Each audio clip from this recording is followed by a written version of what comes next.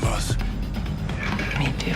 Epic Games made an interactive Matrix experience to show off its upcoming Unreal Engine 5 at this year's Game Awards. We sat down with the two stars of the demo and the Matrix movies, Keanu Reeves and Carrie-Anne Moss, to talk about how the technology is blurring the line between what's real and virtual, what to expect from the new Matrix Resurrections movie, and a lot more. Wait, can you use Unreal in pornography? No comments. No comments. Hi, I'm Thomas Anderson.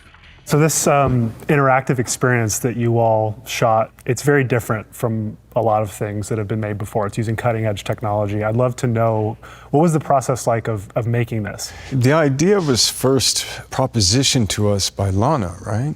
And then it was propositioned to me doing this presentation, utilizing this new technology from Epic, and that we would be doing a kind of introduction to it, right? So, what was that like, doing that opening that she wrote, and then also afterwards, people don't know if it's the real you or the fake you? the idea of doing something like this, coming from the writer of The Matrix, and then taking this technology and, marrying it and having a kind of, what's real, what isn't real conversation, and what can that be, and what might it turn into, and here's where we're at for this, right?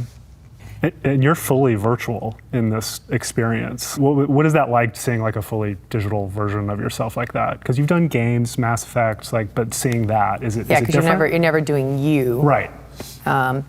It's interesting. It's trippy to see myself that way. Keanu, the younger version of you, they actually took footage from the original trilogy. I think they found it in some vault somewhere at Warner Bros.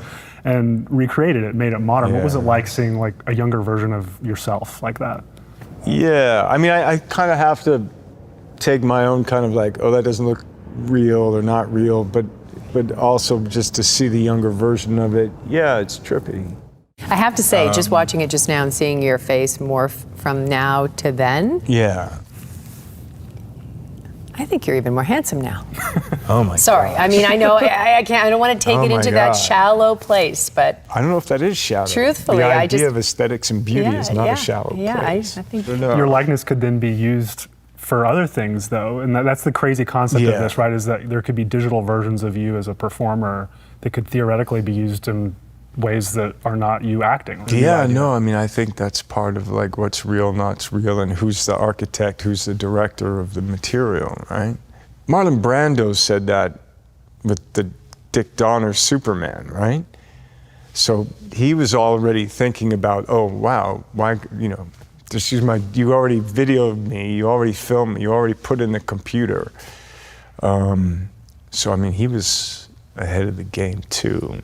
Like right now, you can have your digital IP. Like I know for me in films, I can't be digitally altered without approval. And I did that way back when. Yeah. You're kind of licensing. In a weird way, we're licensing our performances in a way too with editing in the first place. Right. But I guess if you're creating it and like making that avatar, then do whatever you want. But then you could do multiple projects, Carrie-Anne. You could just stay home. You could just stay home. Or perform at a younger age, or perform, when you're retired. Or whenever. Right? I mean, I think that's the whole thing about this kind of world that's becoming more and more real. So you wouldn't need the actual physical experience of making it? It could just be done in a computer? Well, it's puppetry, right? It's computer puppetry. It's the and you could be wherever you want to be. It's interesting. What do you think about like the posthumous aspect of it, like Carrie Fisher in Star Wars, where potentially even after you're gone, right? Like your likeness could be used. Have you thought about like you have it where you have to prove how your likeness is used? Yeah, I mean, I know a couple of years back, my agency, there's agencies now where they'll capture your digital self to create digital content. And, you could perhaps transfer your likeness to the estate, right? They're already doing that. Right. And there's also an aspect of this where games and movies are melding to a degree, right? And this experience gets at that a little bit, but I mean, with Unreal, I think part of what Epic is doing is that you can take objects created for a movie and port them over to a game using the same objects and vice versa. That's technology that they're creating. So, Yeah. I mean, what does that mean for, say, any movie where you could just make a game out of it and it's the same IP, it's the same stuff that you made for the movie? Yeah, I guess it's the plasticity of images. I don't know, it depends. I mean, if we're talking from a capitalistic platform, I think it's always going to be portioned, and I think it's always going to be sold. So it's just more things to sell. I mean, I'm sorry, more things to create. Oh, I'm sorry, more things to sell. But I mean, they're also bringing the tool to the user, right? So, you could be able to create you'll be able to license perhaps IPs, right? So. Does the idea of like making a playable movie, is that compelling to either of you? Yeah, I guess so. I mean, I guess that's not the ending I wanted. I don't know.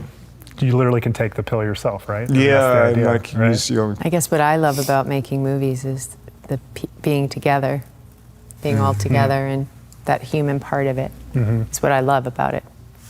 That's what I always loved about The Matrix, was that I always felt so, even though people would always assume so much of it was green screen and so much of it was special effects, and yet that wasn't my experience of doing it. We did everything. I feel like it's the first time in a long time that the real world is almost ahead of our science fiction. I mean, the whole idea of trying to pursue, like, when can we make it photoreal? When can we fool? I mean, all of the deep fake, technologies that are happening. Wow. Yeah, It hurts the mind. No, but I mean, it's like it's almost, it's like it's the why, right? We have to keep. The species has to keep creating. The species is like, oh, I can do that. Let's keep going to do that, And no one can predict the future. I don't know. I was having dinner at a friend's house, this director, and he had some kids, and there was like a 13-year-old, a 15-year-old, a 17-year-old, and they hadn't seen the film The Matrix. And so the director's like, well, why don't you just tell them what it's about? So I start to say, well, there's this guy who's in a kind of virtual world, and he finds out that there's a real world, and he's really questioning what's real and not real, and he really wants to know what's real. And the young girl was like, why? And I was like, what do you mean? She was like, who cares if it's real? And I was like, what, you don't care if it's real? And she was like, no. Isn't that wild? It's awesome. You think it's awesome? I mean, it's awesome. I mean, it's awesome. Yeah. I mean, this idea of that, so in a way, what you and I are kind of speaking about is kind of like a legacy feeling. We're almost like, oh, you're older versions. Just let it go. I know, I'm the mom at the kitchen table, like talking about the possibility of like a virtual world for my kids, and I'm crying, Like that's how it feels for me. But now I don't know, just kind of like sitting around the table and talking.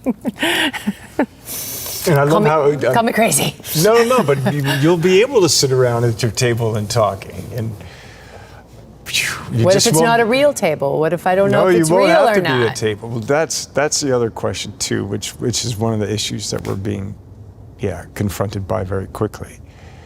A famous tech investor said something once that really stuck with me. He said that for most people, the virtual world will be more compelling than their real life. So why would you not strap on a VR headset and be able to be with someone across the world at a virtual casino, right? Yeah, for sure. I mean, yeah, definitely. And so like, I don't know what the world looks like when we get there, but we're getting there. I mean, it's happening. Can we just not have metaverse be like invented by Facebook? You're not a fan? No, but just the concept of metaverse is like way older than It is old. Snow Crash, yeah. It's like a way older. And so for that moment to get to, I'm just like, come on, man. Do you think it's dystopian? Like the way the original Matrix kind of presented all this as like kind of dystopian where tech was headed? Like, do you think the metaverse, as everyone's talking about it now? I mean, yeah, because it's, it's also, it's content creation, it's economic creation, right? Cryptocurrency. Are either of you into cryptocurrency personally? A friend of mine bought some for me a while back, so. But you haven't done anything with it? I haven't had to. It's just sitting there appreciating. It's just like, it's probably good. They call that hodl, just to sit there and hold it. It's called hodl when you just don't touch your crypto, even if it tanks a little bit, you hodl it. Yeah. So you're hodling your crypto. Yeah, I have a little hodl. Did you guys see the Matrix NFT thing that they did for Resurrections just a couple days ago? They made NFTs for the new movie, and there were like 100,000 of them, and the site broke like in the first few hours because there were over 300,000 people in the queue trying to buy these NFTs for $50. And so like when you think about the concept of digital scarcity and things that are, they can't be copied. That are easily reproduced. Well, but they're not the same, right? It's not a fake version of you. I wonder do we get a cut of that? Oh no, I don't think we're in them. They probably did other people. You have to take that up with the studio. I don't know. There was a leak of the experience on like the PlayStation server, and it got a lot of attention that there was this Matrix experience happening that you guys were in. And I was looking at the Reddit thread where it was posted, and everyone was just saying, I want a Matrix video game. I want a modern day, reimagining of the Matrix video game. Well, it's ridiculous that there isn't one. Would you do one if they came to you and said, aren't there smart people who run these companies? Aren't there supposed, like... The fans really want it. Right. So if they came to you and they said, we're going to do a Matrix Brothers is like, where's the ball? You mean the ball you dropped 15 years ago? Oh. So you would do it if they came to you and said, let's do a full proper video game. Would you both do it? Yeah, we'd have to read the script. I'm sorry. Yeah. I'd have to read the script. I'll do whatever he does. I'll read the script. Anyway, it's a very exciting time. I would love to just kind of talk a little bit about the new movie and hear kind of what drew you back to this iconic franchise so many years later. What was it that got you both? Was it just a phone call from Lana? Was it that simple? For me, it was. Like an immediate yes? Mm-hmm. Yeah, it's Lana Wachowski. Yeah. Same thing? Totally. It was exciting. The trailers make it seem like it's a very meta. So there's a lot of self-referential stuff going on. So it's very funny. It's funny. Yeah. And it feels like a real experience. You go on like this total, from the minute it starts, you're on this journey. And I think it's really fun, really good. Romantic. Very romantic. A lot of love. Love. Great love story. Yeah. Still some good old-fashioned Matrix social, cultural, ideological commentary propositions. Good action. Good action. Wonderful performances. Mm-hmm. Yeah. When you look back at like what the original Matrix movies were saying about where tech was headed, how does the new movie kind of fit into? Is it looking ahead again, like decades out? Is it is it more in the now? Is it answering the questions that I don't know. I think the films have always been a kind of a tool that you could use. Like you got the Matrix tool, to think about the world you live in, to think about the world itself. And what are the systems either of control and then even looking at what love is, or, how we, community, rebellion, what do we fight for? Looking at, how do you think about self and selfhood and free will and choice? And it gives you a way to consider things, right? And to look at the world. And I think Resurrections is definitely a tool that we can look at today and will probably take us into tomorrow. If you were to think back on the original Matrix backstory and canon, would it look any different with knowledge of like how tech actually turned out in the year 2021? Do you think it was kind of spot on with where we're headed, or?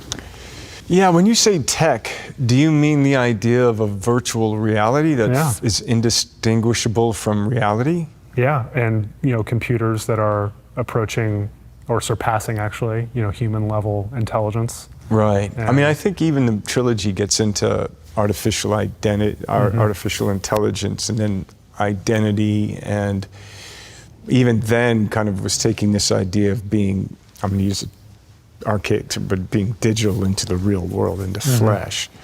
And I think Resurrections continues that technological concept of selfhood and identity for, I'll just call it artificial intelligence or programs. Which is kind of what we're doing even now when we're trying to have, you know, ethics in programs and moral controls and, you know, the basic version of don't hurt the human.